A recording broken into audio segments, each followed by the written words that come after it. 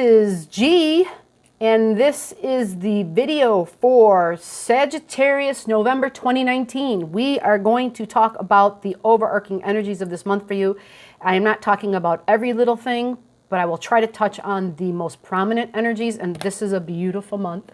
And so I'm thrilled to talk about it because we've all been going through some rough stuff. So what we're going to go over is, where did Mars give birth in your chart? We're going to talk about the 11/11 portal opening for you, Sag risings, by the way, Sag Ascendant, Sag risings. We are also going to talk about where the full moon and the new moon happen for you this month. Some of these things I won't be able to go into great depth because I might likely be doing a video later on them. It really just depends on time and you know, all that kind of stuff. And plus, this is going to be a crazy month. We're going to see how this all looks, and I'm excited about it. We're also going to talk about 11/23, which happens to be greater cosmic consciousness. It's the galactic center touching in with Jupiter and Venus. We're also going to talk about the new moon. I think I already mentioned that, on the 26th. And your intentions that I think this another powerful month to do an intention. This is it, people. This is a month where our soul is stepping in and saying, this is what you need to be doing. Okay? So please watch this entire video. This is just me sharing information that I hear, sharing what I see. I only like to share information that comes through if I can tangibly line it up and have the astrology confirm it, okay? So for anybody that is new here, this is all astrology, where we give, every subscriber receives a legitimate free reading, okay? There is no shit here. It is all legit. I spend lots of time on your chart. Not just me, but Miss A as well. She's busy with school, teaching classes and taking classes right now, so we've been giving people the options either to take a reading with just G or to wait and to take one with the both of us because, well, y'all are starting to really like what we're doing. We're getting kind of busy. So either way, comment birth info below. Just go ahead and give us your digits, birth info. I usually put below exactly what it is that we need, and we'll hook you up. Free reading for at least one free reading for every subscriber. All right. Let's move on to give Sagittarius risings their overview for the month of November 2019. As I was saying, this month is big because this month is bringing to culmination a lot of the hard work we've been doing, because that's how astrology works. It's about culminating. It's progressive energies, evolving energies. So the beginning of the month, I already put out another video about where Mars, or I'm sorry, about how Mars might feel at this time for the first 10 days in particular of the month. For you, this was happening in your house of friendships, your house of your social circles, the house of the internet, the house of groups. When you get together, like if you belong to any clubs, this is the 11th house, Sagittarius, okay, Sagittarius rising. Mars gave birth in that house. So in other words, for the next 2.5 years, Sagittarius, you will be definitely involving yourself in group activities. I have a good friend who has always been one who loved doing things in group activities, as far as having conferences, doing weekend retreats, you know, doing things in groups. It was always a very big deal to this person. And for Sagittarius risings, you're going to see yourself doing that more. Now, does that mean you're going to be having conferences and you're going to be going to seminars? It doesn't necessarily mean that. It just means, what kind of group activities do you do? Be smart, be logical, be practical, okay? Have your feet on the ground, think these things through. I don't have your chart in front of me, specifically your chart, okay? If I had your specific chart in front of me, I could tell you that. But this is a general reading for the energies at this time. So group activities, like for me, when I got involved in group activities, I did ghost hunting. For a couple of years, I was a ghost hunter. I also was, actually before the ghost hunting, I was very much so involved in the political community, political circles. I did recruiting for moveon.org. And so those were my main social circles at that time. It was pretty diverse. Ghost hunting and the political, you know. Anyhow, so those were, do you see, those are examples of being in groups. I have a friend where she gets together and they do crafting every Tuesday. Oh, that's Miss A, actually. She does crafting every Tuesday with people from her church, right? So we all have different ways we can go to the groups. Girl Scouts, brownies, these are group activities, right? Sports, that's a group activity. So you know who you are and you understand where is it that you go to get with your friends. Like me, I also belong to a spiritualist community. And most definitely my 11th house was lit when I first engaged with them. Like I had lots of stuff traveling through that house and it was just, holy crap. It was the first time I basically, you know, found my tribe, so to speak, you know. Even though I had all these other circles I hooked up with, that was one for me at that time in my life where it was like, wow, this feels like home for me. So it was a social circle. These are examples.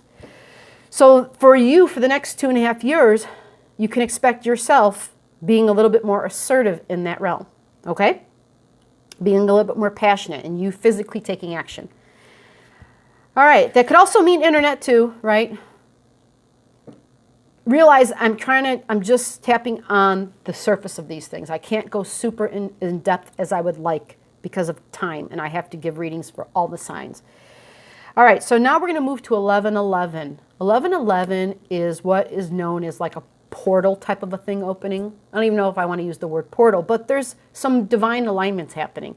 We've got Mercury and the Sun sitting on top of each other. Even though Mercury's retrograding, the Sun and Mercury are going to be sitting together, but they have a beautiful aspect coming in from Neptune, and another supportive aspect coming in from Pluto. So this is like happening, to be exact, at 18 degrees in Scorpio, okay? This is in your 12th house. Wow, 12th house. You know, that's like the house of we are all one. That's the house of the monk, right? Of the meditation person. That is the house of the other realm, the other side, right? Dipping into the side. Oh, I can't see what's going on over there. That's the 12th house. It's the hidden. It's the place where we go to get the hell away from the world, where we zone out. Some people, in a negative way, instead of meditating, people, to get there, they may use drug and alcohol. That's a low expression of it. But doing art, you know, any creative endeavor, is also, you know, touching the other side, getting information from the other side and expressing that divine energy.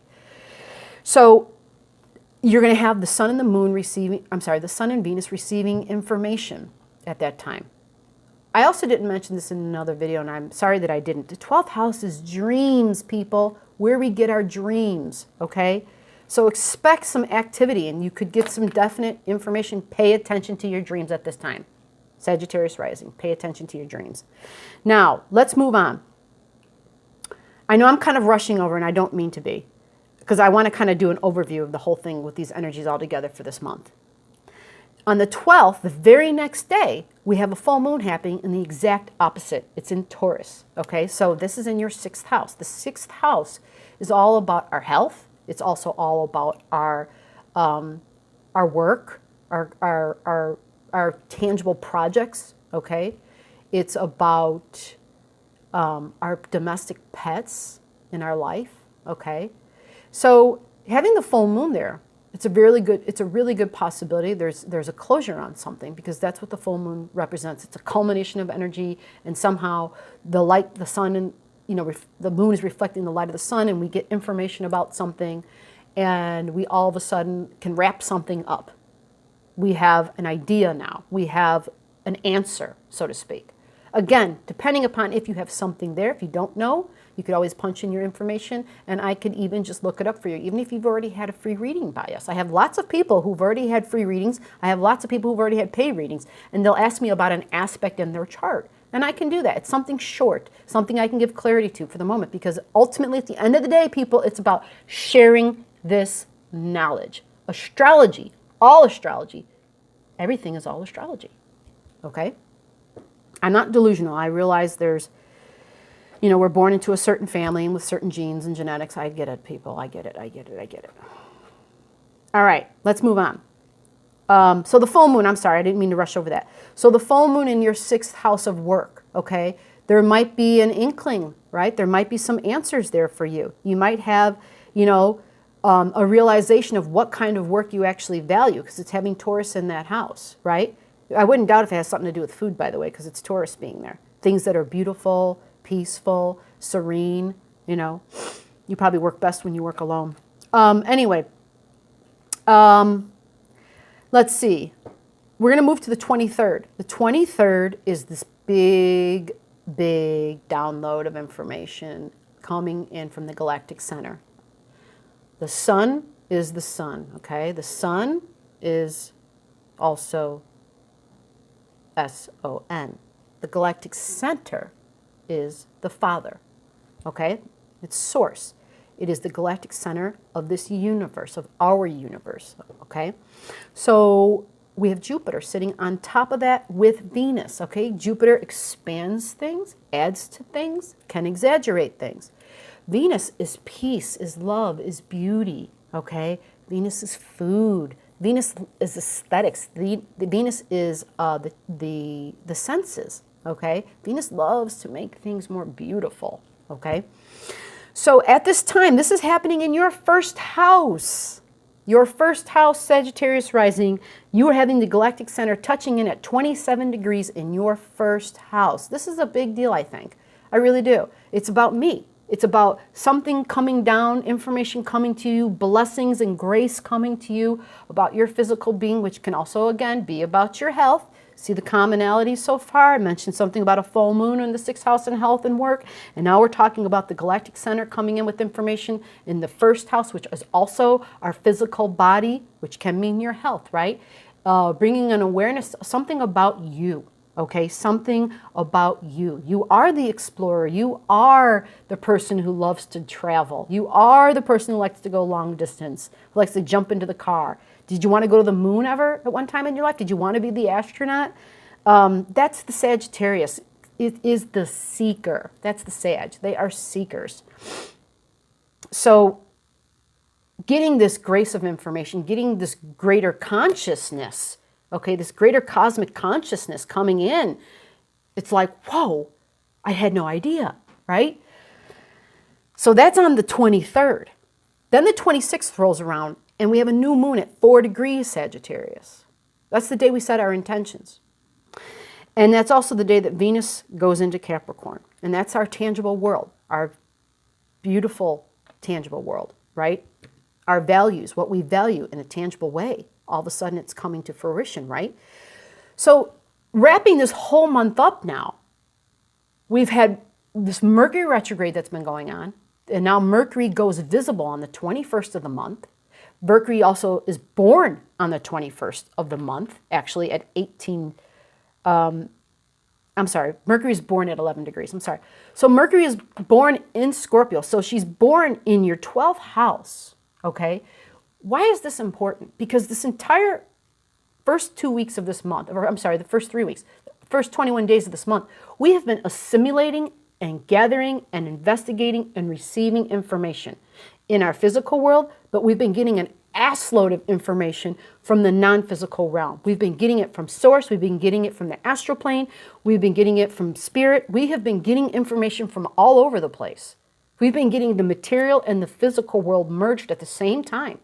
And now, at this new moon, it is our opportunity, it is our divine time to take the grace that's been bestowed upon us and to say, you know what?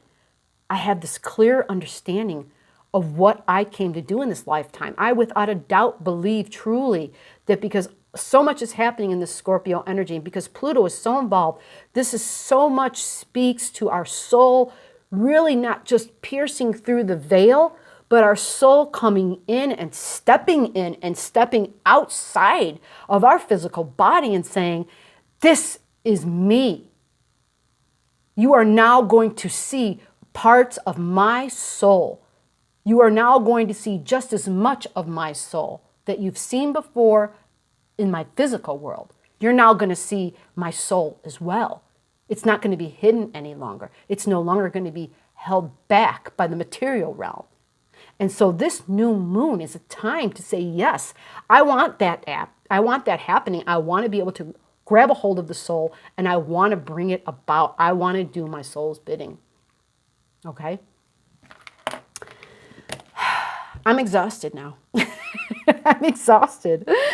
All right, so I'm actually going to end that there. This was Sagittarius, November 2019. Thank you.